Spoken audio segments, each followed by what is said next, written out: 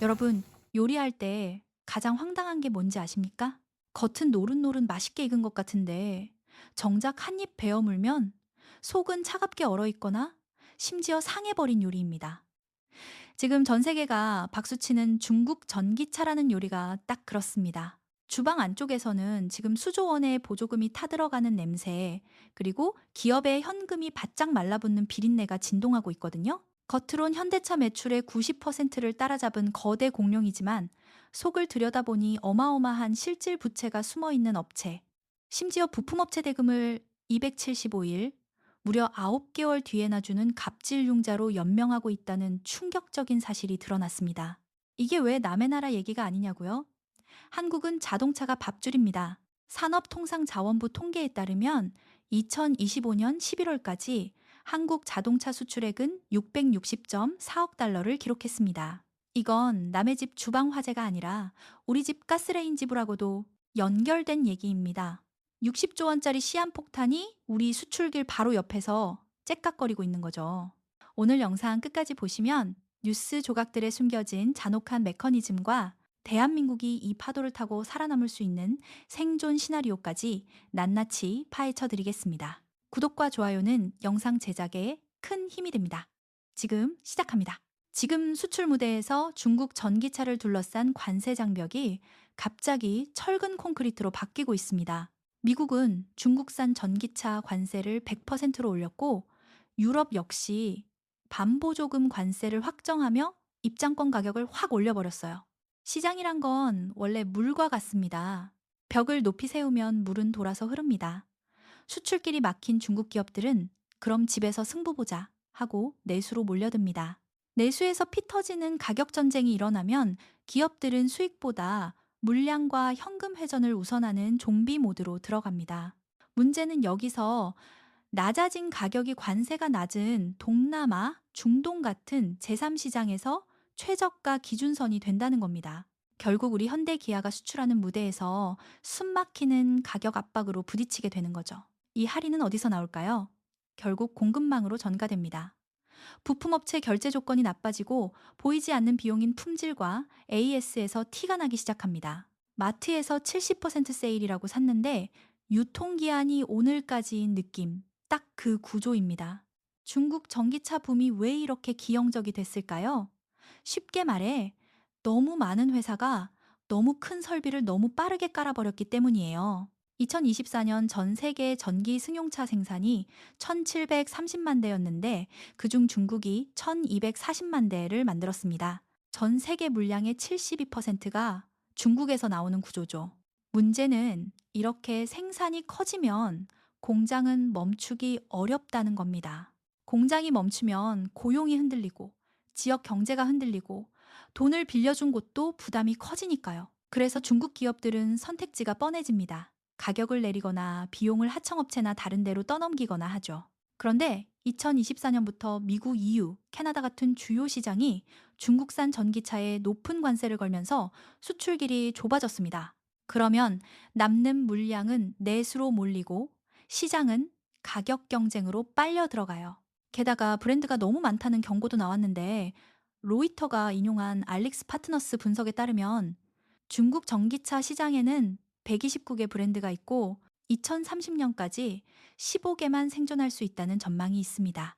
즉, 100개 중 12개만 살아남는 그림이니 지금의 붐은 성장이라기보다 정리로 가기 전 과열에 가까운 상태라는 거죠. 이제부터는 뉴스 헤드라인에선 잘 안 보이는데 산업의 핸들을 실제로 꺾는 숨은 메커니즘을 꺼내보겠습니다. 2025년 한국에 본격 상륙한 중국 전기차 업체인 비아디는 겉으로 보면 정말 멋진 성공 신화에 가깝습니다. 로이터에 따르면 2024년 비아디 매출은 7,770억 위안으로서 우리 돈으로 환산하면 약 147조 6,500억 원에 달합니다. 이 숫자가 감이 잘 안 오시죠? 작년 현대자동차 연간 매출이 약 160조 원대인 걸 감안하면 이미 현대차 전체 매출의 90%입니다. 순이익은 403억 위안으로 약 7조 6,500억 원, 우리나라에서 5대 금융지주 KB, 신한등 전체 수익과 맞먹습니다.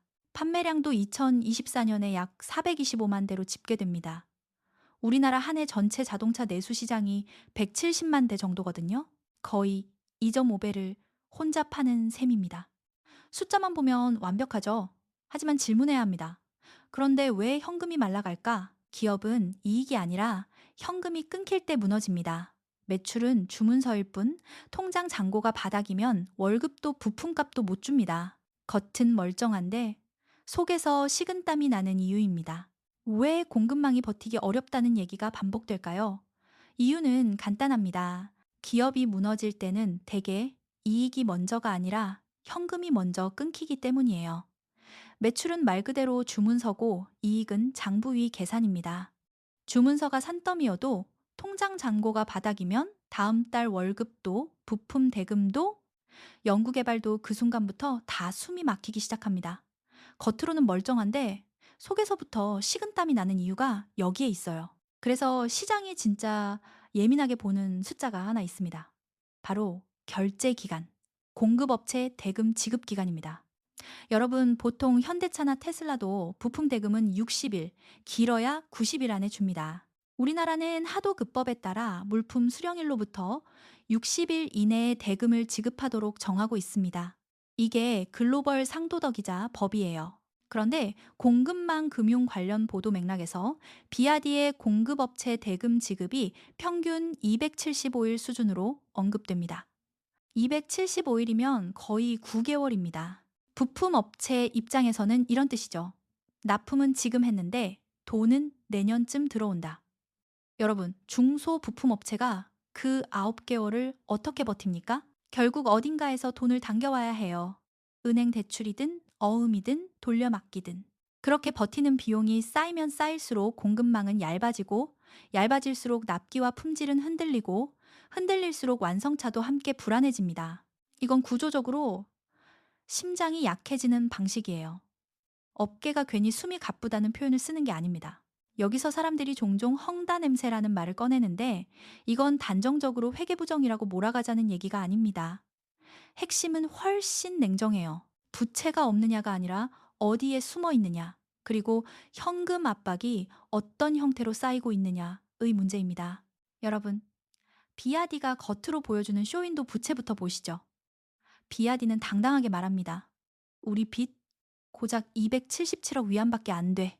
이는 우리 돈으로 약 5조 3천억 원 정도 됩니다. 아니, 매출이 150조 원에 육박하는 공룡 기업이 빚이 5조 원뿐이다?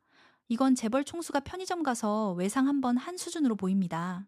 전 세계 투자자들이 이 예쁜 숫자를 보고 재무 건전성 대박이라며 기립박수를 쳤던 이유죠. 하지만 회계 분석팀 GMT 리서치에서 뒷마당 쓰레기통까지 낱낱이 뒤져보니까 말이 180도 달라집니다.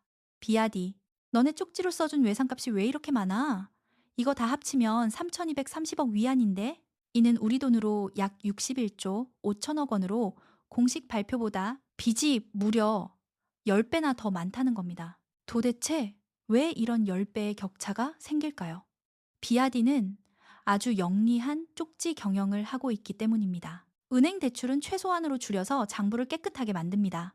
대신 부품 업체들한테 돈은 9개월 뒤에 줄게 라며 현금 대신 외상 쪽지를 남발하는 거죠. 보통의 기업은 이 외상값을 장사하다 보면 생기는 자연스러운 흐름, 운영자금으로 보기도 합니다. 하지만 전문가들은 경고합니다. 이게 어떻게 운영자금이냐? 협력업체 고열잔에서 만든 억지 현금이지? 맞습니다. 이건 실력이 아니라 시한폭탄 돌리기입니다. 지금 비아디는 돈으로 버티는 게 아니라 날짜로 버티고 있어요. 외상값을 갚아야 할 날짜는 시시각각 다가오는데 그때 가서 금고가 비어 있으면 그 화려했던 세계 인류의 성은 한순간에 모래성처럼 무너지는 겁니다. 시장이 지금 이 275일짜리 외상 쪽지를 보고 공포에 질려 있는 이유, 이제 확실히 아시겠죠? 여기에 더해 중국 시장에서는 제로 마일리지 중고차 같은 비정상 신호도 언급됩니다. 로이터는 사실상 새 차에 가까운 차량이 중고차 형태로 유통되는 현상을 다룬 바 있습니다. 이런 현상은 보통 재고가 쌓이고 판매 실적을 어떻게든 만들어야 하고, 그런데 정면으로 가격을 더 깎으면 브랜드가 무너지니까 우회로가 생길 때 나타납니다. 이게 단순한 꼼수냐 아니면 구조적 압박의 결과냐, 중요한 건 하나예요. 시장이 정상적인 호흡으로 돌아가고 있었다면 이런 비정상 유통이 이렇게까지 주목받을 이유가 없었겠죠. 결국 비아디의 핵심 리스크는 기술이냐, 아니냐 이전에 더 근본적인 질문으로 모입니다. 이 산업은 지금 돈이 어떻게 돌고 있나? 에 대한 문제입니다. 미국 싱크탱크인 CSIS 분석에 따르면 중국이 15년간 전기차에 쏟아부은 돈은 2,300억 달러, 약 310조 원이 넘습니다. 대한민국 올해 국가 예산의 절반 수준입니다. 과거 내연기관차 시절 중국은 독일, 일본, 미국을 절대 못 이겼습니다. 하지만 판을 전기차로 바꾸면서 배터리 핵심 광물부터 조립까지 전 세계 공급망의 70% 이상을 장악했습니다. 일본을 제치고 세계 최대 자동차 수출국이 된 것은 중국 역사상 전무후무한 기록입니다. 또한 무너지는 부동산, 헝다 등을 대신할 새로운 성장 엔진, 전기차, 태양광, 리튬 배터리를 만들어내는데도 일단 성공한 듯합니다. 어쩌면 거대 자금을 태우면서 이룬 전략적으론 성공한 도박일지 모릅니다. 하지만 그 과정은 잔혹했습니다. 그 과정에서 쌓인 천문학적인 부채와 과잉 생산된 재고가 이제 중국 경제의 발목을 잡는 시한폭탄이 되었습니다. 300조 원을 부었는데 결국 살아남은 기업은 손에 꼽습니다. 나머지 수백조 원은 전기차 무덤에 버려진 고철이 되거나 부패한 공무원과 기업가의 주머니로 들어갔습니다. 이건 국가 차원에서 엄청난 자원 낭비입니다. 껍데기만 만들어 보조금을 챙긴 뒤 버려진 전기차 무덤이 속출했습니다. 정부는 기술 없는 기업을 숙청하기 위해 테슬라를 상하이로 불러들여 매기 효과를 노렸습니다. 2022년 말 현금 보조금이 완전히 종료되자 자생력 없는 업체들은 추풍 낙엽처럼 쓰러졌습니다. 비아디가 지금 34% 가격을 후려치는 건 보조금 끝났으니 내 실력으로 너희 100개 업체를 다 죽여버리겠다는 살벌한 선언입니다. 문제는 이 헝다식 방식입니다. 부동산 때처럼 일단 빚내서 무조건 크게 짓고 만들고 보자, 나중에 정부가 도와주겠지라는 생각으로 버티고 있는데 이제 정부도 돈이 없습니다. 부동산이 무너질 땐 건물이 남았지만 전기차가 무너질 땐 고철과 부채만 남는다. 보조금이 끝났다는 건 이제부터 진짜 실력 없는 기업은 순식간에 사라진다는 뜻입니다. 비아디 같은 공룡도 현금 흐름이 막히면 헝다처럼 될 수 있다는 경고등이 켜진 것이죠. 중국의 전기차대 청산이 한국에겐 기회일까 위기일까요? 앞으로 벌어질 시나리오는 세 가지로 정리됩니다. 첫 번째는 대청산입니다. 현재 중국 전기차 시장은 그야말로 피해 일요일입니다. 로이터가 인용한 알릭스 파트너스 분석처럼 중국 전기차 시장이 129개 브랜드에서 15개만 생존하는 압축이 현실화된다면 이건 조용히 정리가 아니라 현장에서 소란이 나는 정리에 가깝습니다. 단순히 소규모 업체만 망하는 게 아닙니다.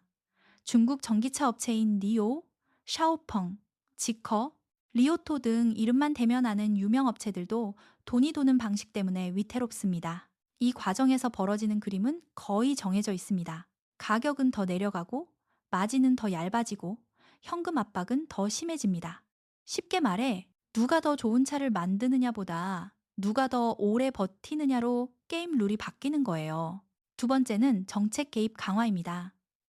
가격 경쟁이 길어지면 그 피해는 결국 부품업체, 금융권, 고용으로 번집니다. 그러면 정부 입장에선 시장에 맡겨요가 아니라 잠깐 이거 위험한데 모두로 들어가죠. 그래서 최근 중국 내에서 공급업체의 결제 기간을 60일 같은 기준으로 맞추자는 움직임이 보도되는 맥락이 있습니다. 이건 쉽게 말해, 야, 돈은 제때 줘라 라는 최소한의 룰을 깔겠다는 뜻이에요. 시장 자율이라기보다 연쇄의 도미노를 막기 위한 방화벽에 더 가깝습니다. 불이 번지기 전에 불티 차단선부터 긋는 거죠. 세 번째는 무역 분쟁의 장기화 플러스 우회로의 확산입니다. 주요 수출국 관세의 벽이 유지되면 중국 기업들은 그럼 안 팔아가 아니라 그럼 다른 방식으로 들어갈게요를 선택할 가능성이 커요. 대표적인 우회로가 제3국 생산, 현지 공장, 가격 약속 같은 방식인데 이 말은 중국차가 사라진다가 아니라 국적 스티커를 갈아 끼우고 들어온다가 더 현실적일 수 있다는 뜻입니다. 그러니까 시장은 퇴장보다 변신을 더 자주 선택해요. 여기서 한국의 위치는 단순히 좋다, 나쁘다가 아니라 동시에 두 가지가 옵니다. 미국, 유럽에서 중국 차가 제약을 받으면 그만큼 한국 차는 경쟁 환경이 일부 좋아질 여지가 있습니다. 하지만 중국차가 동남아, 중동 같은 제3시장에서 가격 공세를 더 세게 밀어붙이면 한국 기업은 그 무대에서 가격 압박을 받을 수 있습니다. 그리고 이건 개인에게도 남의 얘기가 아니에요. 전기차는 이제 멋만의 문제가 아니라 자산입니다. 중고가치, 배터리 정책, AS, 부품 공급망 안정성. 이게 결국 차값과 리스크 프리미엄으로 붙습니다. 한마디로 차를 샀는데 마음이 불안하면 그 불안이 이미 비용인 거예요. 오늘 이야기의 결론은 중국 전기차 끝났다가 아닙니다. 진짜 결론은 이거예요. 뉴스가 말하는 세계 1위보다 산업은 현금이 도는 구조가 먼저 살아남는다. 그리고 그 구조는 때로 기술보다 먼저 생사를 가릅니다. 그래서 여러분이 오늘 집에 들고 가야 할 인사이트는 거창한 철학이 아니라 딱 3개 체크리스트입니다. 마치 장 보러 가기 전에 계란, 우유, 휴지 적어 놓는 것처럼요. 이것만 기억하면 다음 뉴스가 훨씬 또렷하게 읽힙니다. 첫 번째 체크리스트. 매출 말고 현금 흐름부터 보세요. 매출은 사람이 얼마나 몰렸냐고. 현금은 가게가 오늘 문 닫을지입니다. 화려한 숫자보다 돈이 얼마나 빨리 끊기지 않고 도느냐가 생존을 결정합니다. 한마디로 장부가 아니라 현금 흐름입니다. 두 번째 체크리스트. 심전도를 확인하세요. 가격 경쟁이 길어지면 제일 약한 고리부터 끊어집니다. 특히 공급업체의 대금 결제 기간, 이런 건 산업의 심전도나 다름없습니다. 심전도가 흔들리면 품질과 금융이 차례로 무너집니다. 세 번째 체크리스트. 관세는 끝이 아니라 방향 전환 신호입니다.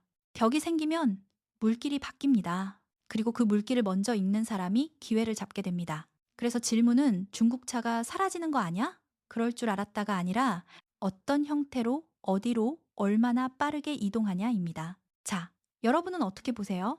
비아디는 정말 제2의 헝다 쪽으로 갈까요? 아니면 중국 전기차는 형태를 바꿔서 계속 세계 시장을 흔들까요? 댓글로 여러분의 시나리오를 남겨주세요. 구독과 좋아요는 제가 다음 요리를 더 깊고 알차게 준비하는데 큰 힘이 됩니다. 지금까지 경제요리사였습니다. 감사합니다.